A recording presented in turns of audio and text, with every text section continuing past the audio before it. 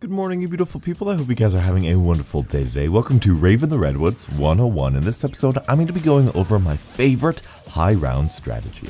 This is going to be a training strategy in the Rave area. If you follow the pathway I am going now, it is a figure 8. For as consistent and really good this area is to train, there are a few trouble areas, mostly in the middle of the figure 8. Around the campfire, there's a place where zombies can drop down from the bridge, and that can really cut you off pretty badly. Or if you're over on the side of the tent near the magic wheel, zombies can come from the cave if you've decided to open that door, and they can cut you off quite nicely.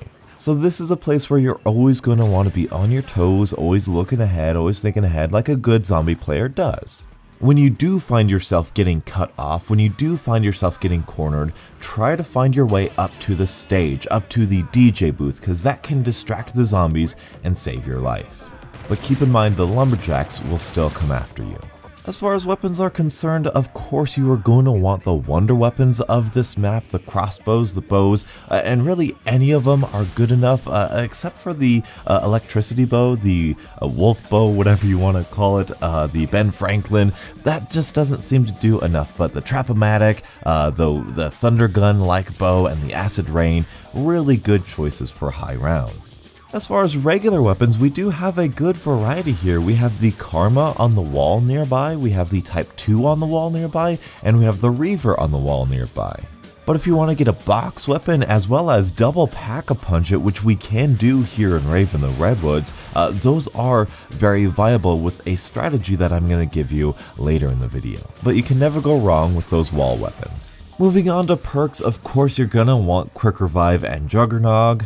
And because we are training, I absolutely love Stamina Up, and you could do double tap, you could do bang bangs when you're using your regular weapons, which is completely beneficial, but the real secret that I'm going to give you to this strategy is going to be Trailblazers. That's right. Trailblazers. Now this is not to kill the zombies, this is to soften the zombies up. As you're training, as you are putting all of these zombies in a nice compact train, you want to be sliding around. Now you have to be careful. If you slide into zombies, that's a great way to go down, but if you're calculated, if you're calm, if you're patient, and you just trailblaze your way around this training spot, that will weaken the zombies to where you can turn around with your regular weapon and just decimate them.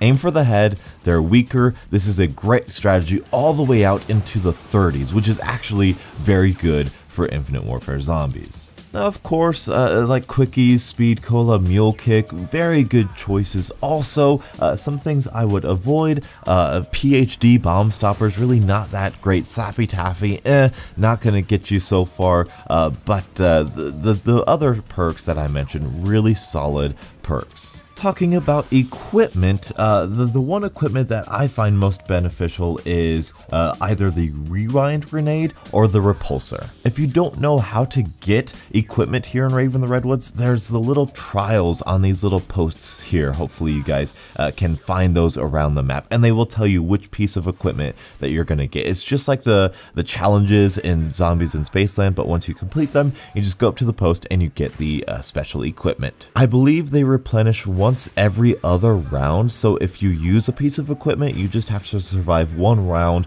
without the equipment, and then you can go back to the post and replenish your equipment. The bosses of this map are really well done because you don't have to worry about the slasher so long as you don't go into rave mode. And the Sasquatches are very easy to take out with your bow or even with a regular weapon so long as you get the headshots. That's the one thing you need to keep in mind about the Sasquatches. You need to get those headshots. That is where they are weak. And as I mentioned before, the only traps that you really have around here is the DJ trap, which will distract all of the zombies. They'll start dancing around, it's great, but the lumberjack zombies, like you saw in the introduction, are not affected by the music, so they will continue to run after you, so you need to be mindful of that. But in the later rounds, when you're low on ammo, the DJ trap is a very good trap to run.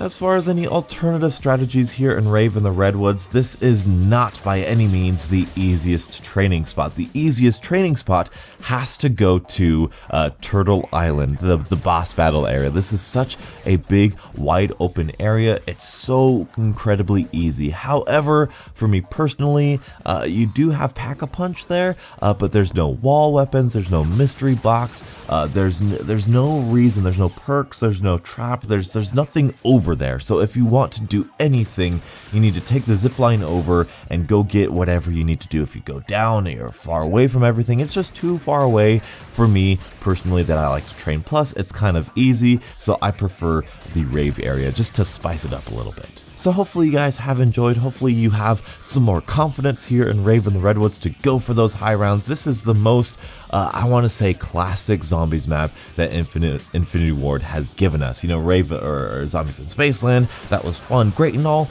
but it was kind of its own thing. But Rave in the Redwoods, this is like classic zombies. This is great. This is wonderful. I love it. Really reminds me of Black Ops 1 zombies, and I absolutely adore it. I love the double Pack-a-Punch. There's so many good things about this map.